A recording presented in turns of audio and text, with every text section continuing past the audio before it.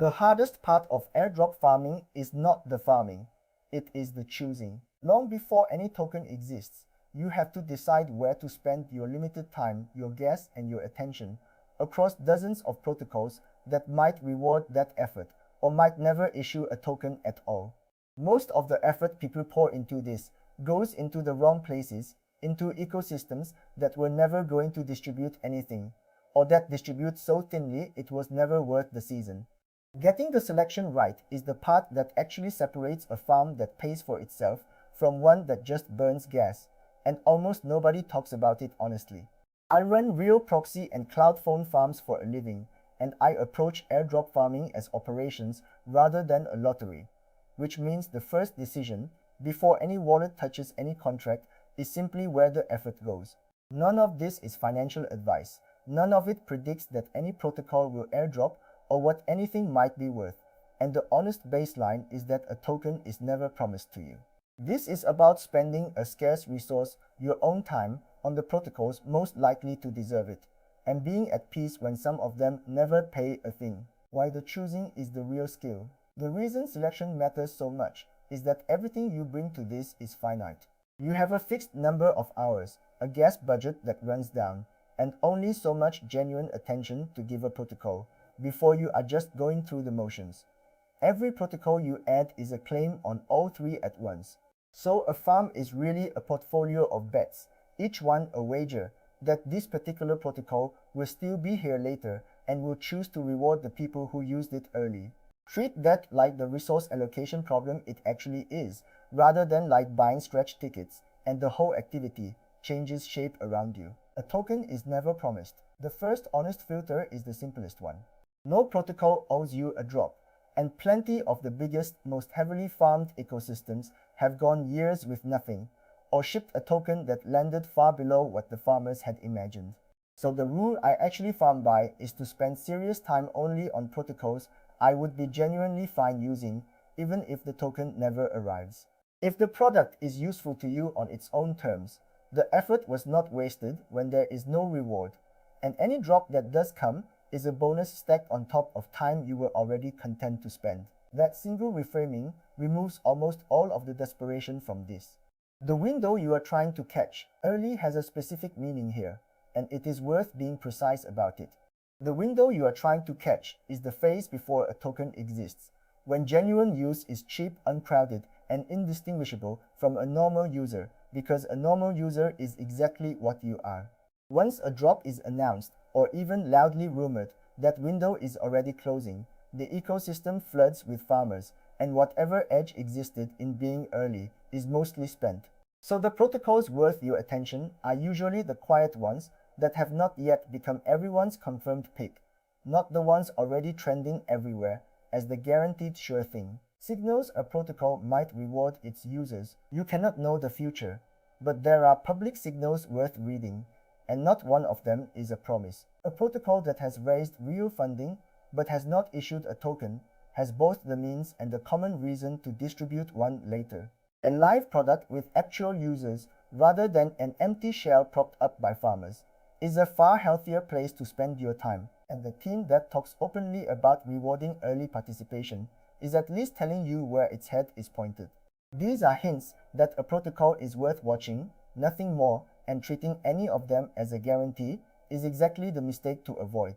An incentive or points program running. The clearest public signal that a team is measuring its users is an incentive or points program running out in the open. When a protocol hands out points for using it, it is openly tracking activity and telling you it cares who showed up. That makes it a reasonable candidate for your attention, but keep two truths in view at all times. Points are not tokens. They can be revalued, diluted, or quietly ignored, and a points program is also a magnet that pulls in the entire farming crowd, which raises the noise and can thin any eventual reward. A points program is a reason to look closer, never a reason to stop thinking. The cost of entry, as a quiet filter, one signal people overlook is the cost of entry itself, the gas and the effort a protocol actually asks of you to use it in a real way. A protocol that is genuinely fiddly or a little expensive to interact with quietly filters its own crowd, because the low-effort farmers who chase everything at once will not bother, which can leave a thinner and more genuine field of early users. That is not a reason to torch your whole budget on the priciest chain you can find. It has to be weighed against the gas you can actually afford to lose. But when a protocol asks for a little real commitment, the people who show up tend to look less like a bot swarm and more like actual users. Real usage versus a ghost chain. The distinction that saves the most wasted effort is real usage versus a ghost. A protocol with genuine activity, its own community, and reasons to exist beyond the drop is worth far more of your time than a chain that is all farmers and no users. The ghost ecosystems are seductive precisely because they feel easy. Everyone there is farming, and the metrics look busy, but that busyness is the whole problem. If the only users are people like you waiting for a token, then any distribution gets split across a crowd of near identical wallets, and the clustering that defends against a farming crowd tends to cut deepest exactly there. The trap of dead ecosystems. So the trap, to name plainly, is pouring a whole season into an ecosystem that never had real users. Even in the best case, where a token does eventually arrive, an allocation spread across a sea of farmers is a small slice of a heavily diluted pie, and the honest work you did is buried in the crowd anyway. The effort felt productive because you were busy, but busy on a ghost chain is just expensive motion. I would rather do genuine, sustained activity on free protocols that have real users than shallow, obvious farming on 30 that do not, every single time I make the call. A portfolio, not a wide net, that leads straight to the shape of a sensible farm, which is a small portfolio rather than a wide net. A handful of well-chosen protocols you can actually engage with as a real user beats 100 you touch once and then forget. The wide net feels safer, more tickets in more draws, but it is an illusion because shallow presence on many protocols is precisely the pattern that reads as farming, and it is the exact pattern that a season of genuine depth is meant to beat. Pick few enough that you can be real on each one, and let that realness be the thing that carries an allocation for you. Reading the primary sources. When you are weighing a protocol, read the primary sources rather than the hype. The team's own documentation, its roadmap, the way it describes who it wants to reward, its writing and its honest track record tell you far more than a thread promising a life-changing drop. Anyone declaring that a specific protocol will definitely airdrop and make you rich is selling you something. Usually their own referral link and price predictions belong in that same bin. I do not act on any of that, and nothing I say here predicts a token or a price either. Read what the team actually publishes and then decide for yourself. Do not chase the crowd's confirmed pick. Be especially wary of the protocol that has already become the loudest confirmed airdrop, because by the time it is everyone's certainty, the window has mostly closed. Saturation cuts both ways. The ecosystem fills with farmers, so any allocation is split more thinly, and the sheer density of near-identical activity makes the whole cohort far easier to cluster and discount.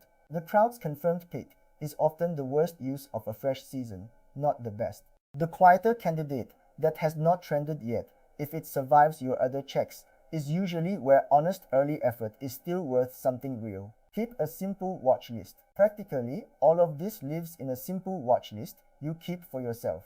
A plain list of the protocols you are farming, why you picked each one, what genuine activity you have actually done there, and when you last looked at it. It does not need to be fancy, it needs to be honest, because its real job is to make you cut the dead ones. Every few weeks you revisit it, drop the protocols that shipped a token you were never eligible for, or that pivoted away from users and free that time for better bets. A watch list you actually prune is worth more than any list of rumored drops. Fandom burst with some tangu. Knowing when to walk away is genuinely half of doing this well. Cut a protocol when it turns out to be a ghost with no real users, when it ships a token in a way that plainly ignored genuine participation, or when keeping up with it has become a chore you do only for a reward that may never come. There is no sunk cost worth honoring here, and the hours you free by dropping a dead bet are the hours that go into a live one. The farmers who do well are not the ones who farm everything. They are the ones who quit the wrong protocols early and without regret. The honest framing. If there is one thing to carry out of this, it is the framing. You are not buying lottery tickets. You are choosing where to spend real time. And the only sane way to choose is to farm protocols you would be content to use even with no token at the end of it.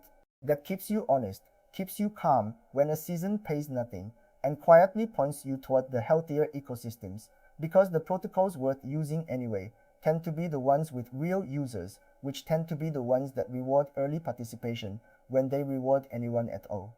The way I actually score a protocol before committing a season to it, the checklist I run and the signals I weigh are written up in full at airdropfarming.org, along with the tools I use to track candidates and prune the dead ones, with no hype and nothing there being financial advice or a promise about any drop. I farm these the boring, methodical way and write up what actually holds up, rather than what happens to be trending this particular week. Subscribe if you want ops thinking over lottery thinking, protocols judged on real signals instead of promised riches, and the honest caveats left in every single time. Next time we take one of these candidates and walk through building genuine, sustained activity on it, the kind that reads as a real user rather than a farmer, without ever pretending a token is owed to anyone.